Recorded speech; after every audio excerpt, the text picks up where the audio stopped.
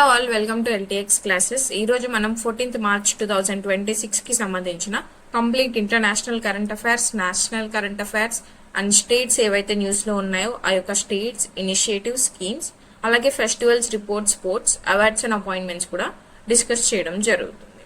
First topic, 14th March అనేది మనం పై డేగా సెలబ్రేట్ చేసుకుంటాము. అలాగే ఇంటర్నేషనల్ డే ఆఫ్ మ్యాథమెటిక్స్ గా కూడా సెలబ్రేట్ చేసుకోవడం జరుగుతుంది. ఎందుకు పై డేగా సెలబ్రేట్ చేసుకుంటాం 14th మార్చ్ ని? బికాస్ పై యొక్క వాల్యూ ఏంటి, మనకి 3.14 సంథింగ్ అనేది వస్తుంది. సో ఈ 3.14 అనేది ఏదైతే ఉందో ఇది మనకి 14th మార్చ్, 3 అంటే మార్చ్ మంత్, 14th అంటే డేట్ అనే దాన్ని రిప్రజెంట్ చేస్తూ 14th మార్చ్ ని మనం పై డేగా సెలబ్రేట్ చేసుకోవడం జరుగుతుంది. అండ్ ఇంకొక ఇంపార్టెంట్ పాయింట్ ఏంటి, 14th మార్చ్ అనేది మనకి ఆల్బర్ట్ ఐన్స్టీన్ యొక్క బర్త్డే కూడా అవ్వడంతో మనకి ఇంటర్నేషనల్ డే ఆఫ్ మ్యాథమెటిక్స్ అనేది కూడా 2019 నుంచి యునెస్కో మనకి అఫీషియల్ గా డిక్లేర్ చేయడం జరిగింది దట్ 14th మార్చ్ ని ఇంటర్నేషనల్ డే ఆఫ్ మ్యాథమెటిక్స్ గా సెలబ్రేట్ చేసుకోవాలి అని. Right, this is the reason will celebrate 14th March as pi day, అలాగే ఇంటర్నేషనల్ డే ఆఫ్ మ్యాథమెటిక్స్, అలాగే birth anniversary of Albert Einstein. Right, next, high level committee approves 1912.99 crore disaster relief. Disaster relief అనేది ఈ యొక్క amount అనేది మనకి approve చేయడం జరిగింది by the high level committee. మరి ఎవరు కండక్ట్ చేశారు ఈ యొక్క హై లెవెల్ కమిటీని?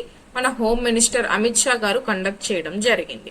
ఎందుకు ఈ యొక్క అసిస్టెన్స్ అనేది ఇస్తున్నారు? సెంట్రల్ అసిస్టెన్స్ అనేది ఆల్రెడీ ఇచ్చినటువంటి ఫండ్స్ తో కాకుండా అడిషనల్ ఫండ్స్ అనేది ఇవ్వడం జరుగుతుంది. వై? రీసెంట్ గా మనకి 6 స్టేట్స్ అండ్ యూనియన్ టెరిటరీస్, ఇండియాలోని 6 స్టేట్స్ అండ్ యూనియన్ టెరిటరీస్ ఏవైతే ఉన్నాయో న్యాచురల్ డిజాస్టర్స్ అనేవి వాటిలో అక్కర్ అవ్వడం జరిగింది. లైక్ వరదలు రావడం కావచ్చు, ఫ్లాష్ ఫ్లడ్స్ కావచ్చు, క్లౌడ్ బర్స్ట్ జరగడం కావచ్చు, కొండ చర్యలు విరిగిపడడం కావచ్చు, సైక్లోన్స్ రావడం, సైక్లోన్స్ వల్ల కంప్లీట్ గా ఆ యొక్క స్టేట్ యొక్క ఎకానమీ అనేది దెబ్బతినడం, ఇలాంటివి చాలా వరకు జరిగాయి. అందుకని ఇప్పుడు అడిషనల్ అసిస్టెన్స్ అనేది సెంట్రల్ గవర్నమెంట్ ఇవ్వడం జరుగుతుంది under national disaster response fund, NDRF లో భాగంగా ఈ యొక్క ఫండ్ అనేది ఇవ్వడం జరుగుతుంది. మరి ఏ స్టేట్స్ కి ఇస్తుంది ఈ యొక్క ఫండ్స్ ని? ఆంధ్రప్రదేశ్, ఛత్తీస్గఢ్, గుజరాత్, హిమాచల్ ప్రదేశ్, నాగాలాండ్ అండ్ జమ్మూ అండ్ కాశ్మీర్, ఈ 6 స్టేట్స్ కి ఈ యొక్క ఫండ్ అనేది రిలీజ్ చేయడం జరుగుతుంది. రైట్, మరి మనం స్టాటిక్ పార్ట్ కనుక చూసుకుంటే NDRF లో భాగంగా ఇస్తుంది అన్నాం, నేషనల్ డిజాస్టర్ రెస్పాన్స్ ఫండ్. మరి ఈ యొక్క ఫండ్ ని ఎవరు హెడ్ చేయడం జరుగుతుంది అంటే, ఎవరు లీడర్షిప్ తీసుకోవడం జరుగుతుంది? Ministry of home affairs. గుర్తుపెట్టుకోండి, డిజాస్టర్ మేనేజ్మెంట్ యాక్ట్ లో భాగంగా మనకి NDMA ని ఎవరు హెడ్ చేస్తారు అంటే ప్రైమ్ మినిస్టర్ దీనికి లీడర్ గా ఉంటారు. బట్ NDRF ఏదైతే ఉందో రెస్పాన్స్ ఫండ్ లో మాత్రం మనకి హోమ్ మినిస్టర్ దీనికి లీడర్షిప్ వహించడం జరుగుతుంది. కన్ఫ్యూజ్ అవ్వద్దు. మరి ఏం చేస్తుంది ఈ యొక్క NDRF? ఫినాన్షియల్ అసిస్టెన్స్ అనేది డిజాస్టర్ రిలీఫ్ కోసం, అంటే డిజాస్టర్స్ వల్ల జరిగినటువంటి నష్టాన్ని వాళ్ళు మళ్ళీ చిక్కించుకోవడం కోసం, లేదంటే దాని యొక్క రీడెవలప్మెంట్, రిపేర్స్ అని చెప్పొచ్చు. ఇంకా సింపుల్ గా చెప్పాలంటే రీహాబిలిటేషన్ అండ్ ఆ రిపేర్స్ అనేది చేసుకోవడం కోసం ఈ యొక్క ఫండ్ అనేది ఇవ్వడం జరుగుతుంది అనమాట. మరి కంప్లీట్ ఫండ్ ఎవరు ఇస్తారు? స్టేట్ గవర్నమెంట్ ఏమైనా ఉంటుందంటే స్టేట్ గవర్నమెంట్ ఫండింగ్ ఏముండదు, కంప్లీట్ గా సెంట్రల్ గవర్నమెంట్ ఈ యొక్క ఫండ్స్ అనేది ఇవ్వడం జరుగుతుంది. మరి ఏ డిజాస్టర్స్ అనేవి కవర్ అవుతాయి ఈ యొక్క ఫండ్స్ అనేది ఒక స్టేట్ కి ఇవ్వాలి అంటే? వరదలు వచ్చినా ఇస్తారు, అలాగే తుఫాన్లు వచ్చినా ఇస్తారు, అర్త్క్వేక్స్ వచ్చినా ఇస్తారు, కొండ చర్యలు విరిగిపడిన, డ్రాట్ కండిషన్స్ అంటే కరువు సందర్భాలు వచ్చినా ఇస్తారు, అలాగే క్లౌడ్ బర్స్ట్ అనేవి జరిగినా కూడా ఈ యొక్క ఫండ్స్ అనేది సెంట్రల్ గవర్నమెంట్ అందించడం జరుగుతుంది. రైట్, మరి డిజాస్టర్ మేనేజ్మెంట్ ఫ్రేమ్వర్క్ మన ఇండియాలో ఎలా వర్క్ అవుతుంది? నేషనల్ డిజాస్టర్ మేనేజ్మెంట్ అథారిటీ ఇప్పుడే డిస్కస్ చేసాం. ఎవరు దీనికి లీడర్షిప్ వహిస్తారు? ప్రైమ్ మినిస్టర్ వహిస్తారని చెప్పాం. మరి ఎప్పుడు ఎస్టాబ్లిష్ చేసాం NDMA ని? డిజాస్టర్ మేనేజ్మెంట్ యాక్ట్ 2005 లో భాగంగా మనం ఈ యొక్క NDMA ని ఎస్టాబ్లిష్ చేసుకోవడం జరిగింది. దీనికి లీడర్ వచ్చేసి ప్రైమ్ మినిస్టర్ ఆఫ్ ఇండియా, ఇప్పుడే డిస్కస్ చేశాం. అలాగే డిజాస్టర్ రెస్పాన్స్ ఫోర్స్ ఉంటుంది, national disaster response force. Force వేరు, అలాగే ఫండ్ వేరండి, కన్ఫ్యూజ్ అవ్వద్దు. ఫండ్ అంటే వాళ్ళు సెంట్రల్ అసిస్టెన్స్ అమౌంట్ అనేది మనకి ఇవ్వడం జరుగుతుంది. మరి రెస్పాన్స్ ఫోర్స్ అంటే ఏంటి? ఈ యొక్క డిజాస్టర్స్ అనేవి జరిగినప్పుడు కేంద్ర బృందం వచ్చింది అని మనం న్యూస్ లో చూస్తూ ఉంటాం. ఇలాంటి కేంద్ర బృందాలు వచ్చి ఒక డిజాస్టర్ జరిగింది, వరదలు వచ్చాయి అంటే వాళ్ళకి రెస్క్యూ అండ్ రిలీఫ్ ఆపరేషన్స్, వాళ్ళకి ఈ పిక్చర్ లో కనుక మీరు చూస్తే ఈ సహాయ సహకారాలు అందించడానికి సెంట్రల్ గవర్నమెంట్ ఈ యొక్క ఫోర్స్ ని పంపించడం జరుగుతుంది ఆ యొక్క స్టేట్స్ కి. This is about the news. Next topic, PM Modi lays foundation stone for development projects worth 4,570 crore in Assam. మనం నిన్నటి కరెంట్ అఫైర్స్ లో డిస్కస్ చేసాం. ప్రైమ్ మినిస్టర్ నరేంద్ర మోడీజీ గారు అస్సాంకి 2-day విజిట్ చేయడం జరిగింది అని. ఈ 2-day విజిట్ లో భాగంగా ఇప్పుడు ఏం చేశారు, ఈ యొక్క ఫౌండేషన్ స్టోన్ అనేది 4,570 కోట్ల ప్రాజెక్ట్స్ కి లే చేయడం జరిగింది అనమాట. మరి దేన్ని ఇంప్రూవ్ చేయడానికి ఈ యొక్క ఫౌండేషన్ స్టోన్ ప్రాజెక్ట్స్ అనేది చేయడం జరిగింది? ఇన్ఫ్రాస్ట్రక్చర్ ఫెసిలిటీస్, కనెక్టివిటీ అంటే రోడ్ కావచ్చు, రైల్ కావచ్చు, వాట్ ఎవర్ ది కనెక్టివిటీ అలాగే ఎకనామిక్ డెవలప్మెంట్ అనేది నార్త్ ఈస్టర్న్ రీజియన్ లో పెంపొందించడానికి ఈ యొక్క ఫౌండేషన్ ప్రాజెక్ట్స్ అనేవి కూడా లే చేయడం జరిగింది. ఫస్ట్ వన్ కనుక మనం చూస్తే రైల్వే ఇన్ఫ్రాస్ట్రక్చర్ అన్నమాట. ఈ యొక్క ఏరియాస్ మీకు ఎగ్జామ్ లో ఎలా అడగొచ్చు అంటే, ఈ యొక్క బదర్పూర్ అండ్ సిల్చార్ లైన్ అనేది ఏ డిస్ట్రిక్ట్ లేదంటే ఏ స్టేట్ లో ఈ యొక్క ప్రాజెక్ట్ అనేది లాంచ్ చేయడం జరిగింది అని మీకు ఎగ్జామ్ లో క్వశ్చన్ అడగొచ్చు. అడగలేదా? రీసెంట్ గా అడగడం జరిగింది. ఎస్ఎస్సి ఎగ్జామ్స్ లో అడిగారు మీకు, అలాగే ఏపీపీఎస్సి ఎగ్జామ్స్ లో అడిగారు. మీరు టీజీపీఎస్సి గ్రూప్ 1 ఎగ్జామ్ రాసుంటే అందులో కూడా ఇలాంటి క్వశ్చన్ అనేది అడగడం జరిగింది అనమాట. రైట్? సో దేని మధ్య లాంచ్ చేశారు అనే దానికంటే ఏ స్టేట్ లో లాంచ్ చేశారు అనేది ఇంపార్టెంట్. సో ఈ 4 ఏరియాస్ అనేవి మీరు గుర్తుపెట్టుకోవాలి, అస్సాంలో లాంచ్ చేయడం జరిగింది. Next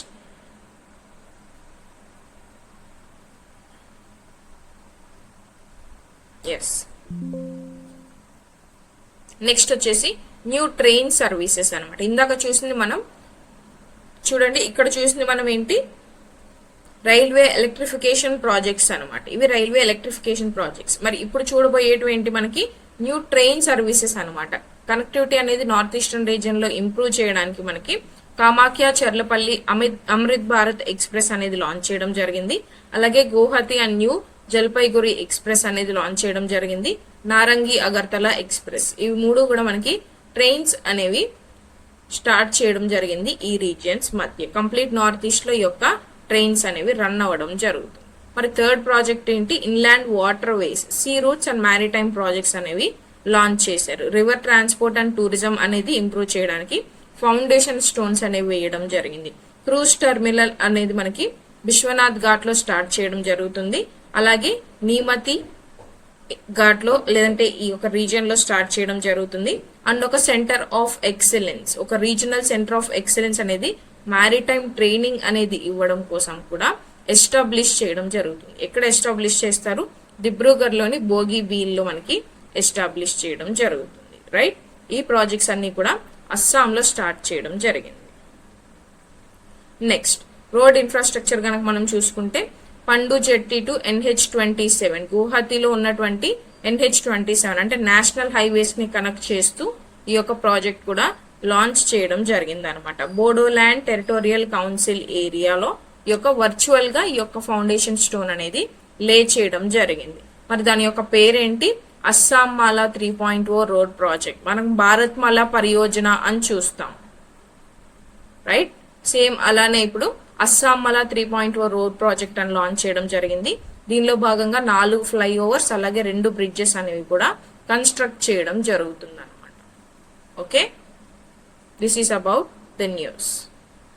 next topic, national highways green cover index. National highways green cover index అనేది రిలీజ్ చేయడం జరిగింది అనమాట. And this is the first national highways index. ఇప్పటి వరకు ఎప్పుడు రిలీజ్ చేయలేదు, ఫస్ట్ టైం ఈ యొక్క ఇండెక్స్ అనేది రిలీజ్ చేయడం జరిగింది. మరి ఎవరు రిలీజ్ చేస్తారు, national highway authority of India NHAI ఈ యొక్క డేటాని రిలీజ్ చేయడం జరుగుతుంది. మరి దేని గురించి చెప్తుంది ఈ యొక్క ఇండెక్స్ అని గనక మనం చూస్తే, వెజిటేషన్ కవర్ అనేది నేషనల్ హైవేస్ అనేవి మనకి తెలుసు. ఈ కంప్లీట్ నేషనల్ హైవే రోడ్ మొత్తంగా కూడా మనం చూసుకుంటే వెజిటేషన్ కవర్ అనేది ఎలా ఉంది అనే దాని గురించి ఈ గ్రీన్ కవర్ ఇండెక్స్ అనేది ఇవ్వడం జరుగుతుంది by national highways authority of India. మరి ఎవరెవరి సహాయంతో ఈ యొక్క ఇండెక్స్ అనేది ప్రిపేర్ చేయడం జరిగింది, నేషనల్ రిమోట్ సెన్సింగ్ సెంటర్ ద్వారా ఈ యొక్క రిపోర్ట్ అనేది మనకి అందించడం జరిగింది. మరి నేషనల్ రిమోట్ సెన్సింగ్ సెంటర్ అనేది దేని ద్వారా వర్క్ చేస్తుంది, ఇస్రో ద్వారా వర్క్ చేయడం జరుగుతుంది. అంటే Indian space research organisation under లో నేషనల్ రిమోట్ సెన్సింగ్ సెంటర్ అనేది వర్క్ చేయడం జరుగుతుంది అన్నమాట. రైట్?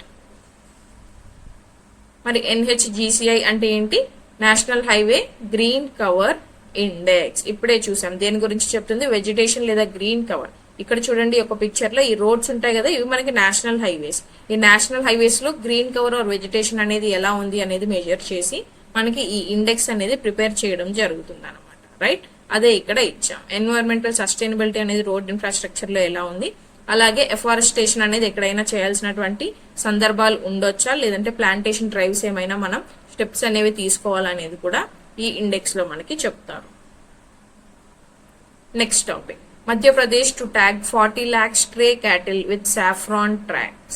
40 lakh stray cattle అంటే నథింగ్ బట్ ఏదైతే మనకి క్యాటిల్ అనేది ఉంటుందో ఈ క్యాటిల్ కి మనం ఏం చేస్తారంటే, ఇప్పుడు మీరు గనక విలేజెస్ లో ఉన్న వాళ్ళకైతే ఈజీగా తెలుస్తుంది. ఎవరైతే లోన్ పెట్టి బ్యాంక్ నుంచి ఒక్క క్యాటిల్ ని అంటే లైవ్ స్టాక్ లైక్ బఫెలోస్ ని కానీ కౌస్ కానీ తెచ్చుకుంటారో వాళ్ళకి ఇలాంటి ట్యాగ్ అనేది వాటి యొక్క ఇయర్స్ కి పిన్ చేసి పెడతారు. ఎందుకంటే ఇది బ్యాంక్ నుంచి మీరు తీసుకొచ్చుకున్నది లోన్ లో అని చెప్పడానికి అనమాట.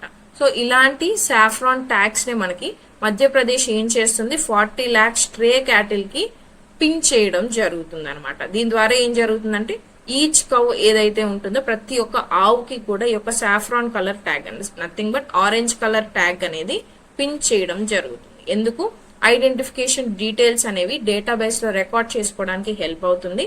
అలాగే ఈ యొక్క క్యాటిల్ అనేవి డూప్లికేషన్ ఆర్ అబాండన్మెంట్ అనేది జరగకుండా ఉండాలి. ఫర్ ఎగ్జాంపుల్ చనిపోయాయి అనుకోండి, ఈజీగా వాటిని కౌంట్ లో నుంచి తీసేయచ్చు.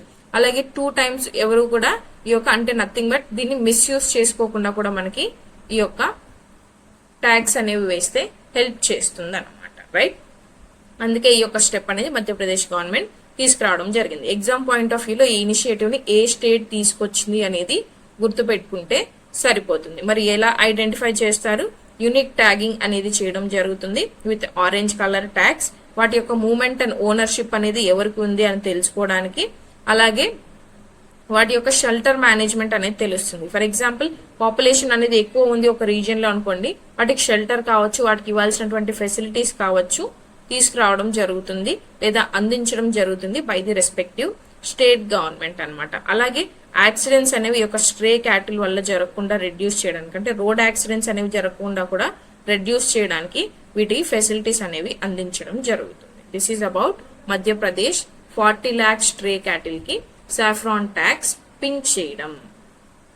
ఓకే, మరి ఇండియాలో ఈ యొక్క లైవ్ స్టాక్ కి సంబంధించి క్యాటిల్ అంటే నథింగ్ బట్ మనకి లైవ్ స్టాక్ అనమాట. మరి ఈ లైవ్ స్టాక్ సంబంధించి ఇండియాలో మనం ఏమైనా ఇనిషియేటివ్స్ తీసుకున్నామా అంటే national digital livestock mission అనేది ఉంది, అలాగే రాష్ట్రీయ గోకుల్ మిషన్ అనేది ఉంది. మరి రెండిట్లో భాగంగా ఏం చేస్తాను, క్యాటిల్ బ్రీడింగ్ అనేది అంటే డిఫరెంట్ స్పీషీస్ మధ్య బ్రీడింగ్ అనేది మేనేజ్ చేయడానికి, లేదంటే వాటి యొక్క స్పెసిమెన్స్ అనేది కలెక్ట్ చేసుకొని వాటి పాపులేషన్ ఇంక్రీజ్ చేయడానికి, కొత్త బ్రీడ్స్ అనేది ఇంట్రడ్యూస్ చేయడానికి హెల్ప్ చేస్తాయి. అలాగే వాటి యొక్క health monitoring and live stock యొక్క ప్రొడక్టివిటీ ఎలా ఉంది అనేది చూసుకోవడానికి ఈ 2 మిషన్స్ కూడా వర్క్ చేయడం జరుగుతుంది అనమాట.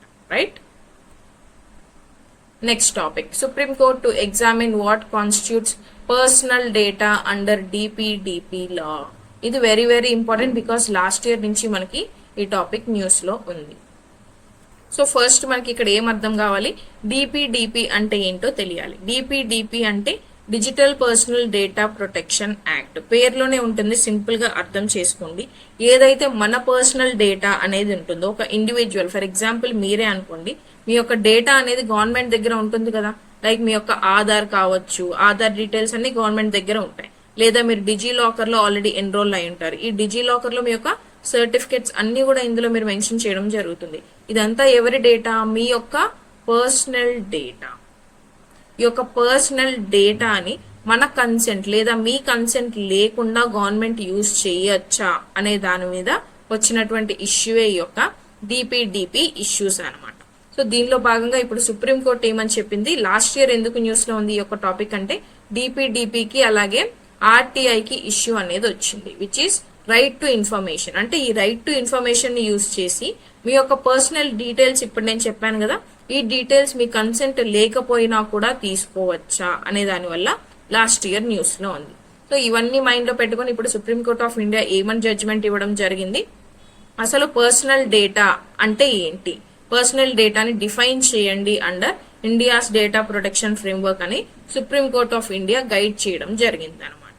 రైట్, అందుకే ఇప్పుడు ఇది న్యూస్ లో ఉంది. ఓకే, ఎందుకు అంటే ఇప్పుడు ఈ పర్సనల్ డేటా అనేది ఏంటి అనేది తెలిసింది అనుకోండి, ఎంతవరకు డిపిడిపిలో భాగంగా మన డిజిటల్ డేటా అనేది సెక్యూర్ గా ఉంటుంది, అసలు సెక్యూర్ గా ఉంటుందా ఉండదా, లేదా అది డేటా అనేది మిస్యూజ్ చేసేటువంటి అవకాశాలు ఏమైనా ఉంటాయా అని తెలుసుకోవడానికి కూడా ఇప్పుడు సుప్రీంకోర్టు ఇచ్చినటువంటి గైడ్ లైన్స్ అనేవి మనకి హెల్ప్ చేయడం జరుగుతుంది అనమాట. Okay, what is the objective, ఎప్పుడు లాంచ్ చేశారు మరి డిపిడిపి యాక్ట్ అనేది ఎప్పుడైంది మనకి 2023లో ఈ digital personal data protection act ని తీసుకురావడం జరిగింది. మరి దీని యొక్క ఆబ్జెక్టివ్ ఏంటి, ఒక ఇండివిజువల్ యొక్క పర్సనల్ డేటాని, డిజిటల్ రూపంలో ఉన్నటువంటి పర్సనల్ డేటాని కాపాడుకోవడానికే ఈ యొక్క డిపిడిపి యాక్ట్ ని తీసుకురావడం జరిగింది. ఈ ఫీచర్స్ ఏంటి, కన్సెంట్ బేస్డ్ డేటా ప్రాసెసింగ్, ఆ ఇండివిజువల్ యొక్క కన్సెంట్ అనేది ఉంటేనే వాళ్ళ యొక్క పర్సనల్ డేటాని యూజ్ చేయాలి. అలాగే వాళ్ళ యొక్క డేటా కాబట్టి రైట్స్ అనేవి వాళ్ళకి డెఫినెట్ గా ఉన్నాయి. ఇఫ్ డేటా కనుక బ్రీచ్ అయింది అంటే డేటాని మిస్యూజ్ చేశారు వాళ్ళ పర్మిషన్ లేకుండా అంటే పెనాల్టీస్ విధించేటువంటి అవకాశం కూడా ఉంటుంది.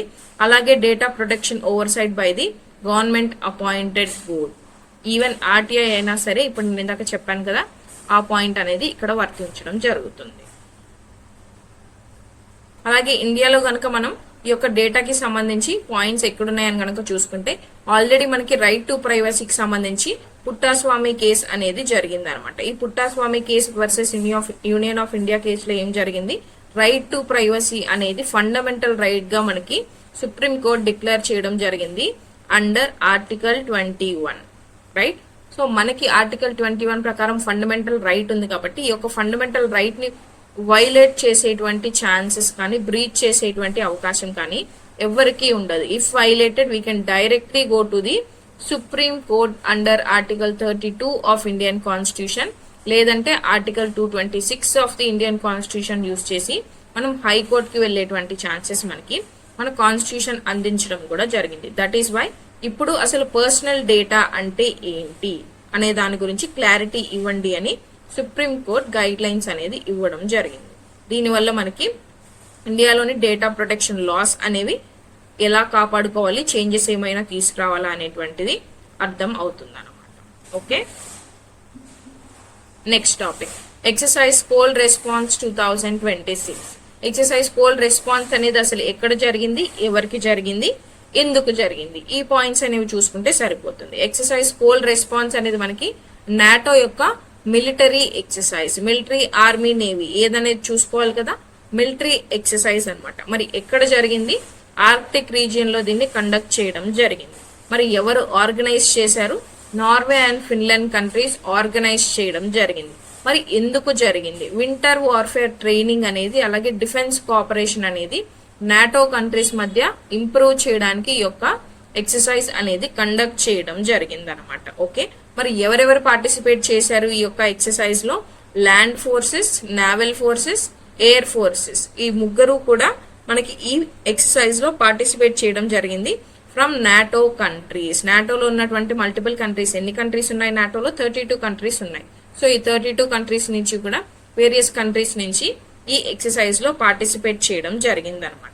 మరి నాటో గురించి మనకు తెలియాలి కదా, నాటో అంటే ఏంటి, నార్త్ అట్లాంటిక్ ట్రీటీ ఆర్గనైజేషన్. ఎందుకు ఎస్టాబ్లిష్ చేసుకున్నాం నాటోని మనం, డిఫెన్స్ అలయన్స్, డిఫెన్స్ కి సంబంధించి కోఆపరేషన్ అనేది అందించుకోవడం కోసం ఈ యొక్క నాటోని ఎస్టాబ్లిష్ చేసుకోవడం జరిగింది. ఎప్పుడు ఎస్టాబ్లిష్ చేసుకున్నాం, 1949 లో ఎస్టాబ్లిష్ చేసుకున్నాం. మరి దీని హెడ్ క్వార్టర్స్ ఎక్కడ లొకేట్ అయి ఉంటుంది, బ్రసెల్స్ లో ఉంటుంది. Brussels is in Belgium. మరి ఎన్ని మెంబర్ కంట్రీస్ ఉన్నాయన్నా, ఇందాకే అన్నాను 32 మెంబర్ కంట్రీస్ అనేవి నాటోలో ఆల్రెడీ జాయిన్ అయి ఉన్నాయి. Okay, this is about exercise pole response 2026. Next topic. A bill was introduced to amend the Transgender Persons Protection of Rights Act 2019. Transgender persons కి సంబంధించి rules అనేవి కొన్ని amend చేయాలి, అంటే వాళ్ళ యొక్క రైట్స్ ని ప్రొటెక్ట్ చేయడానికి కొన్ని రూల్స్ అమెండ్ చేయాలి ఈ యొక్క యాక్ట్ లో. అంటే 2019 లో ఆల్రెడీ మనం యాక్ట్ తీసుకొచ్చాము, దాన్ని ఇప్పుడు అమెండ్ చేయాలి అని ఇంట్రడ్యూస్ చేయడం జరిగింది, ఒక కొత్త బిల్ అన్నమాట. మరి ఆ బిల్ లో దేని గురించి చెప్తున్నారు, ఏ చేంజెస్ తీసుకురావాలని చెప్తున్నారు, డెఫినేషన్ ఆఫ్ ట్రాన్స్జెండర్ పర్సన్ అనేది మార్చాలి, అలాగే right to self perceived gender identity అనేది మార్చాలి అనే చేంజెస్ అనేవి తీసుకురావాలని చెప్పడం జరిగింది. ఇది సింపుల్, మీకు అర్థమవుతుంది. డెఫినేషన్, ఒక ట్రాన్స్జెండర్ అంటే వాళ్ళ యొక్క డెఫినేషన్ ఏంటి అనేది చేంజ్ చేయాలి అంటున్నాం. అలాగే right to self perceived gender identity, అంటే వాళ్ళని ఫోర్సిబుల్ గా ఎవరు కూడా మార్చడానికి లేదు, వాళ్ళ రైట్ అనేది వాళ్ళకి ఉంటుంది అనే ఈ యొక్క రైట్స్ ని, వాళ్ళ రైట్స్ వాళ్ళకి అందించాలి అనేది కూడా అమెండ్మెంట్ చేయాలని బిల్ ఇంట్రడ్యూస్ చేయడం జరిగింది. చిల్డ్రన్ కి కనుక మనం అబ్జర్వ్ చేస్తే forced conversion to transgender identity, అంటే చిల్డ్రన్ ని కనుక మనం క్యాస్ట్రేషన్ ద్వారా, సర్జరీ ద్వారా, హార్మోనల్ ప్రొసీజర్స్ ద్వారా లేదా ఫోర్సిబుల్ కన్వర్షన్ బలవంతంగా కానీ వాళ్ళని గనక మనం జెండర్ అనేది గనక చేంజ్ చేస్తే వాళ్ళకి పనిష్మెంట్ అనేది ఏమి ఇవ్వడం జరుగుతుంది, రిగరస్ లైఫ్ ఇంప్రిజన్మెంట్, అలాగే మినిమం 5 lakhs పెనాల్టీ అనేది మీరు పే చేయాల్సి ఉంటుంది అనమాట. ఇఫ్ చిల్డ్రన్ గనక అయితే. లేదు ఫర్ అడల్ట్స్ గనక మీరు గనక ఫోర్సిబుల్ గా కన్వర్ట్ చేశారు అనుకోండి, సర్జరీస్ ద్వారా కానీ హార్మోనల్ ప్రొసీజర్స్ ద్వారా కానీ వాళ్ళకి 10 years ఆఫ్ లైఫ్ ఇంప్రిజన్మెంట్ అనేది ఉంటుంది. అలాగే మినిమం 2 lakh పెనాల్టీ ఫైన్ అనేది మీరు పే చేయాల్సి ఉంటుంది. ఇది బిల్ అనేది అమెండ్ చేయడానికి ప్రొడ్యూస్ చేయడం జరిగింది. ఇఫ్ ఈ బిల్ కనుక మనకి పాస్ అయ్యి తర్వాత ప్రెసిడెంట్ అసెంట్ కనుక వచ్చింది అని అంటే అప్పుడు ఇది యాక్ట్ అవుతుంది. దెన్ మనకి అప్పుడు ఈ రూల్స్ అనేవి ఇంప్లిమెంటేషన్ లోకి రావడం జరుగుతుంది. ఓకే, అప్పటి వరకు కూడా ఇది బిల్ స్టేటస్ లోనే ఉంటుంది, గుర్తుపెట్టుకోండి. మరి ట్రాన్స్జెండర్ పర్సన్స్ యాక్ట్ 2019 అనే యొక్క ఎప్పుడు లాంచ్ చేసుకున్నాం, ఎప్పుడు ఇది ఇంప్లిమెంటేషన్ లోకి వచ్చింది, 2019 లో యాక్ట్ అవ్వడం జరిగింది. మరి దీని యొక్క ఆబ్జెక్టివ్ ఏంటి, rights and dignity of transgender persons, transgenders యొక్క రైట్స్ అండ్ డిగ్నిటీని కాపాడడానికి ఈ యాక్ట్ అనేది తీసుకురావడం జరిగింది.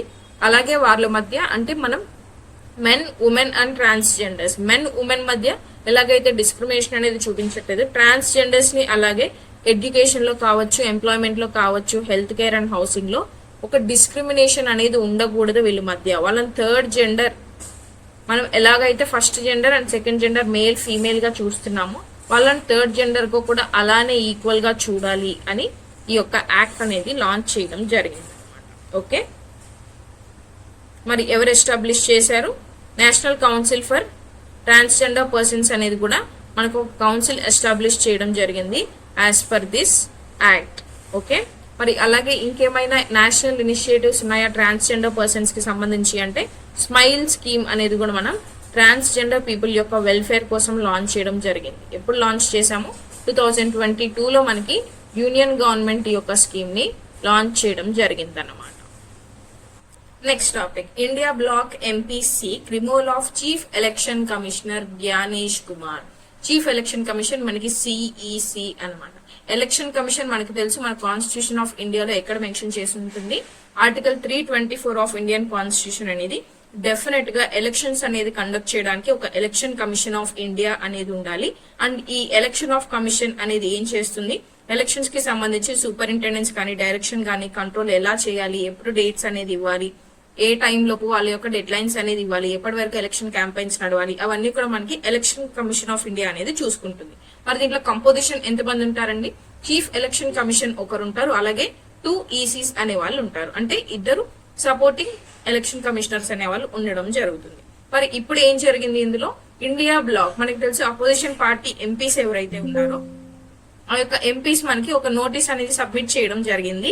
2 houses of parliament, both Lok Sabha and రాజ్యసభలో నోటీస్ అనేది వీళ్ళు సబ్మిట్ చేయడం జరిగింది. ఎందుకు, టు రిమూవ్ ది, ఈ యొక్క chief election commission Gyanesh Kumar ని రిమూవ్ చేయడానికి నోటీస్ అనేది ఇచ్చారనమాట. రైట్, మరి ఇప్పటి వరకు ఎప్పుడైనా జరిగిందా మన హిస్టరీలో అనుకుంటే ఇప్పటి వరకు ఎప్పుడు కూడా ఇలాంటి ఇన్సిడెంట్ అనేది జరగలేదు. ఫస్ట్ టైం ఒక సిఈసిని రిమూవ్ చేయడానికి ఫామ్ అనేది సబ్మిట్ చేయడం జరిగింది. మరి ఈ యొక్క రిమూవల్ ప్రొసీజర్, ఒక సిఈసిని కాన్స్టిట్యూషనల్ బాడీలో ఉన్నటువంటి పర్సన్ ని రిమూవ్ చేయాలి అంటే ఆ యొక్క ప్రొసీజర్ అనేది డెఫినెట్ గా మన కాన్స్టిట్యూషన్ లో మెన్షన్ చేసి ఉంటుంది. కాబట్టి మరి ఎక్కడ మెన్షన్ చేసి ఉంటుంది, ఆర్టికల్ 324 లో మనకి ఎలక్షన్ కమిషన్ ఆఫ్ ఇండియా గురించి మెన్షన్ చేస్తే ఆర్టికల్ 324 సబ్ క్లాస్ 5 లో మనకి ఆర్టికల్ 324 క్లాస్ 5 లో మనకి కాన్స్టిట్యూషన్ ఆఫ్ ఇండియాలో రిమూవల్ ప్రొసీజర్ అనేది మెన్షన్ చేయబడి ఉంటుంది. Right, article 324 class 5 states that chief election commissioner can be removed only in the same manner and on the grounds as a judge of supreme court. మన supreme court judge ని remove చేయడానికి ఏ process అయితే use చేస్తామో same అదే process లో మనకి chief election commission ని కూడా రిమూవ్ చేసేటువంటి ఛాన్సెస్ అనేవి ఉంటాయి. బట్ ఇంకొక కండిషన్ ఏంటి, కండిషన్స్ ఆఫ్ సర్వీస్ అనేవి మాత్రం చేంజ్ చేయడానికి ఉండదు.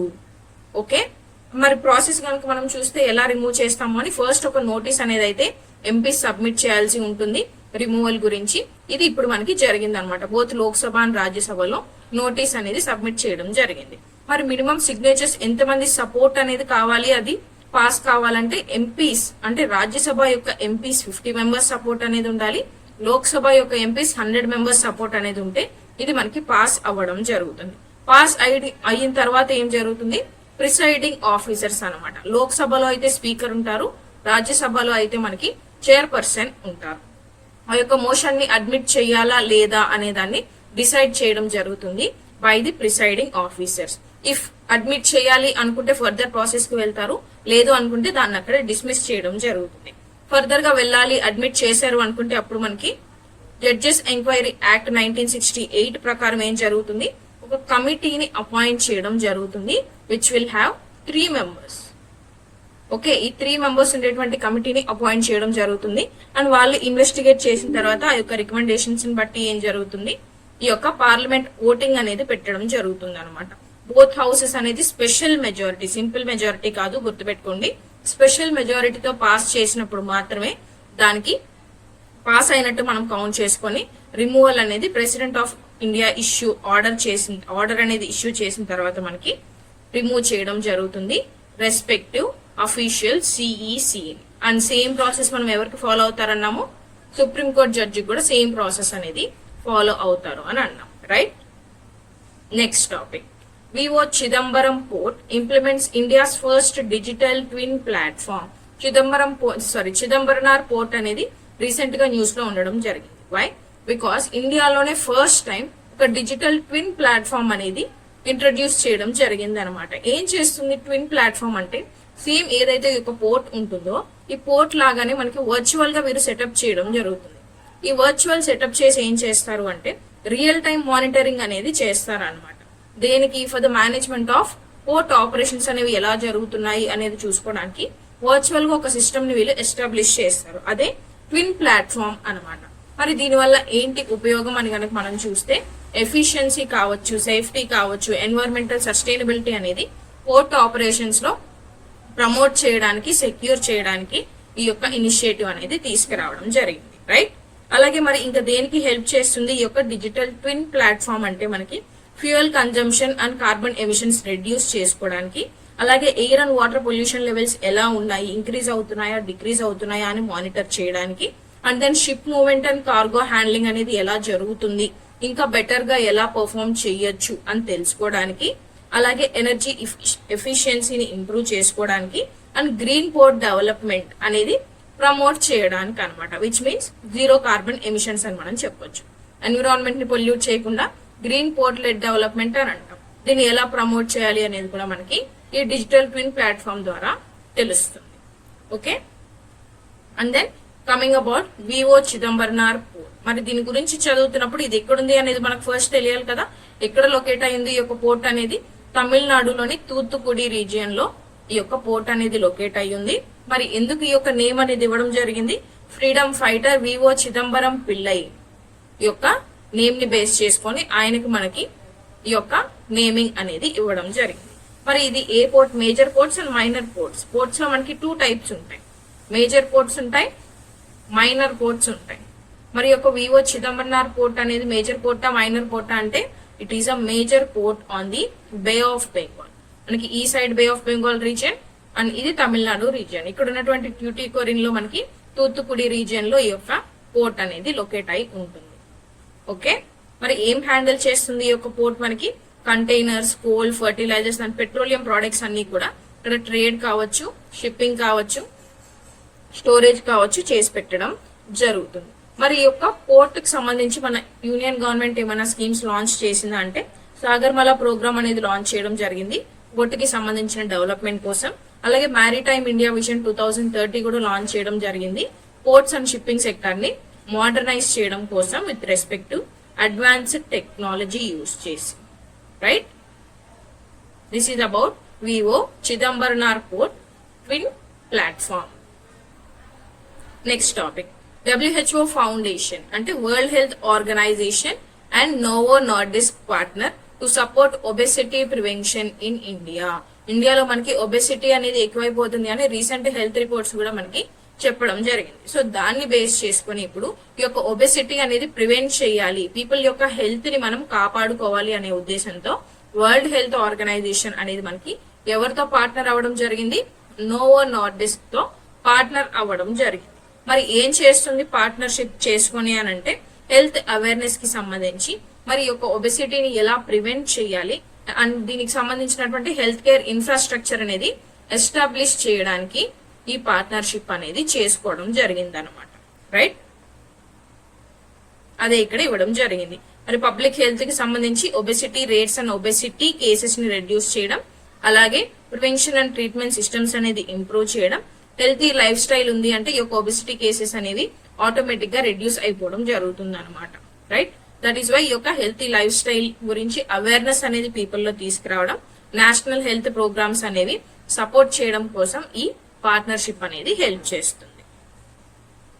Next topic, Aahar international fair 2026 40th edition అనేది ఢిల్లీ వేదికగా స్టార్ట్ అవ్వడం జరిగింది. ఎగ్జామ్ పాయింట్ ఆఫ్ వ్యూలో మీరు ఏం గుర్తుపెట్టుకోవాలండి?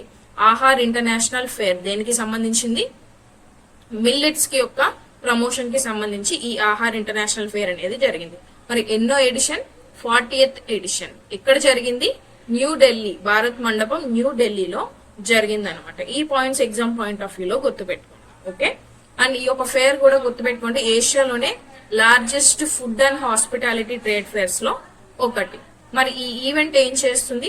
మనకి ఫుడ్ ప్రొడ్యూసర్స్ ని కావచ్చు, హాస్పిటాలిటీ కంపెనీస్ ని కావచ్చు, టెక్నాలజీ ప్రొవైడర్స్, అలాగే ఇంటర్నేషనల్ ఎగ్జిబిటర్స్ ఎవరైతే ఉంటారో వీళ్ళందరినీ అంటే గ్లోబల్ లెవెల్లో ఉన్న వీళ్ళందరినీ కూడా ఒకే ప్లాట్ఫామ్ మీదకి తీసుకురావడం జరుగుతుంది to discuss about hospitality and food అన్నమాట. ఓకే, మరి ఎవరు ఆర్గనైజ్ చేశారు ఈ యొక్క ఆహార్ ఫేర్ ని?